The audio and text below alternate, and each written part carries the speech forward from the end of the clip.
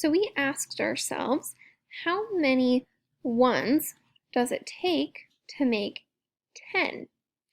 Well, we can do that by stacking them up, and let's see. So it takes 1, 2, 3, 4, 5, 6, 7, 8, 9, 10 ones makes a 10. We can think about this in place value. We know the ones place is worth 1.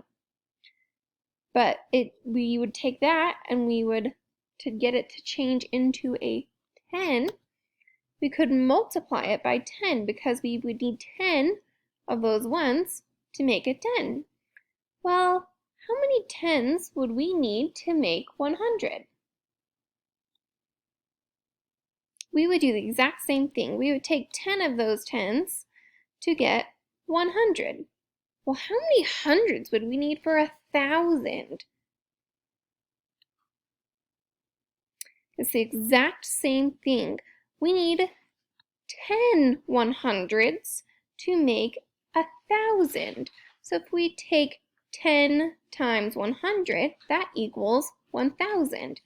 I bet you see a pattern forming, because let's think, how many thousands do we need to make 10,000? You're right, we need 10 of them to get 10,000. And this pattern is going to continue. How many of those groups of 10,000 do we need to make 100,000? Same thing, we need 10 groups of 10,000 to get 100,000. Let's see if we can do the last trickiest one. How many 100,000s do we need to make 1 million?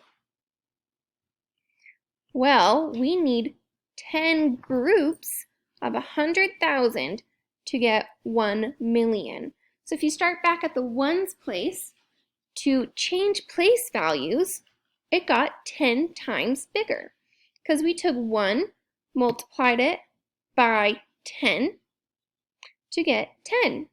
Then we took 10, multiplied it by 10 to get 100 because it took 10 tens to make 100. So every time you move up a place value, it gets 10 times bigger.